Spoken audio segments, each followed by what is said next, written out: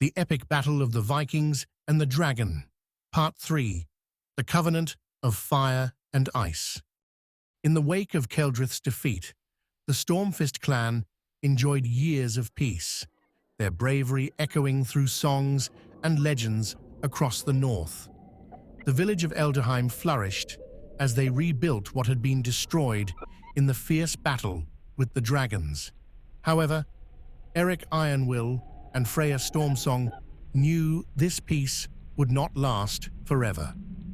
Word had spread of the Dragon Queen's fall, and far beyond the known lands, ancient powers and secretive sorcerers began to stir, sensing a shift in the balance of the world. One cold evening, as snow fell silently over Elderheim, a stranger arrived, cloaked in dark robes and bearing a staff of carved bone and stone. He was an old seer from the far reaches of the Frostvale Mountains, known only as Haldir the Wise. In the dim light of the village's great hall, he addressed Erik, Freya, and the elders, sharing an ominous prophecy. "Your courage has shaken the pillars of fate," Haldir began, his voice crackling with age and magic. "The dragons have fallen, but with their demise, a far greater shadow rises. The burning winter approaches, a time when ice shall meet flame, and all that you have built will face ruin unless the path of unity is followed." According to Haldir, this burning winter would unleash a wave of mythical creatures and magical forces across the land, stirred by the power vacuum left after Keldrith's fall. He warned that creatures once bound to the realms of legend would now seek revenge, and that only a chosen hero from the Stormfist clan could unite humankind and the magical world against this ancient threat. The prophecy declared that the hero would journey far beyond known lands, seeking allies among magical beings and uncovering long-lost secrets of both fire and ice. The village elders agreed that Elderheim could not withstand such a mighty force alone. They would need allies, knowledge, and a bond strong enough to withstand the magical and physical onslaught. Erik, as chief, prepared to gather a coalition. Freya, ever perceptive and strategic, devised a plan to make alliances with distant clans and the magical beings of the mountains, who had once sworn neutrality but could no longer ignore the prophecy's call.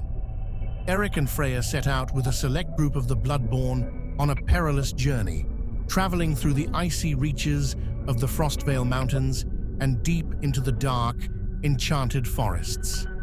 Along the way, they encountered creatures thought to be only legends: the mountain giants, massive beings with stone-like skin; the forest sprites, agile and elusive; and the fire-wyrms, serpentine creatures born of molten rock and flame. Each new ally came with a trial to prove their worthiness.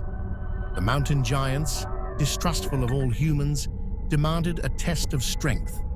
Erik took up the challenge, wrestling with the largest of the giants, and after a grueling battle, earning their respect and an oath of allegiance. The forest sprites required cunning and quick thinking, testing Freya with riddles and illusions that only her sharp mind could unravel. Through these trials, the Stormfist clan proved themselves and forged alliances previously thought impossible. The final and most dangerous alliance lay with the fire-wyrms. These creatures were kin to the dragons, born from the same ancient magic, and held deep animosity toward humans. It was only through the mediation of Haldir, who revealed his lineage as one of the last dragon-bonded wizards, that they managed to approach the fire-wyrms without immediate hostility. The worms agreed to a truce, but only if Erik and his warriors could prove their bravery by entering the lair of a worm that guarded the ancient Firestone, an artifact of unimaginable power, and emerging unscathed. Determined to secure the alliance, Erik and Freya descended into the fire-wyrm's lair, a cavern filled with molten rivers and the glow of the fabled Firestone. As they approached the stone, a massive worm, its scales shimmering like molten rock, slithered into view. A fierce battle ensued, with Erik and Freya narrowly evading blasts of fiery breath and the worm's deadly tail. Finally, Erik managed to pierce its defenses with his enchanted axe, striking a blow that showed the worms their strength and honor. In acknowledgement, the worm relinquished the Firestone, allowing them to take it as a token of their pact. With allies now gathered and the Firestone in their possession, Erik, Freya, and their coalition prepared for the burning winter. They fortified Eldheim and set up magical wards, using the Firestone's energy to protect the village from both physical and magical attacks. At the dawn of the burning winter, the skies darkened and the ground trembled as the mythical forces descended. Ice met fire as frost giants clashed with mountain giants, and fire-wyrms joined the Bloodborne in fierce battle against waves of ancient creatures. Freya led the archers, while Erik fought on the front lines with the strength of his ancestors, wielding his axe with a fury that inspired his warriors to push forward. Using the Firestone, Haldir and the clan's wise women cast spells that strengthened the warriors and warded off the fiercest of the magical attacks. The combined power of the human and mythical allies began to turn the tide of battle, even as the enemy forces pressed hard against their defenses. In a decisive moment, Celdrith's spirit, bound to the fire of the burning winter, appeared, furious at the betrayal of her kin. She unleashed a final surge of ice and flame, nearly overwhelming the village's defenses. But with the Firestone, Erik and Freya combined their strength to channel its magic, creating a powerful barrier that blocked Celdrith's attack and sent her spirit retreating back into the depths of the earth. With her defeat, the forces of the burning winter began to weaken, and one by one, the mythical creatures retreated, returning to their realms. The victory had not come without great sacrifice, as many warriors and allies were lost in the battle.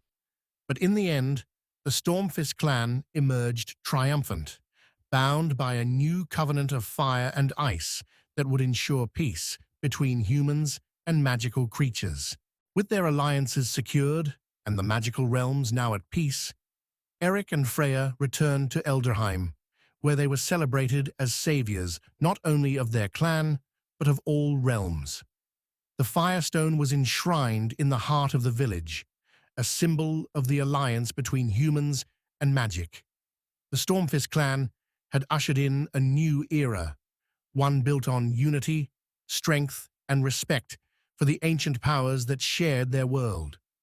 And so, the legend of Erik, Freya, and the covenant of fire and ice would be passed down through the generations, a tale of bravery, sacrifice, and the unbreakable bond between those who dared to forge peace in a world of fire and ice. The end. Peace be upon you and the mercy of Allah and His blessings. Before we begin, don't forget to mention Allah and send blessings upon the Prophet Muhammad, peace be upon him, as this brings blessings and peace to the soul. Now let's dive into our topic for today and explore its details.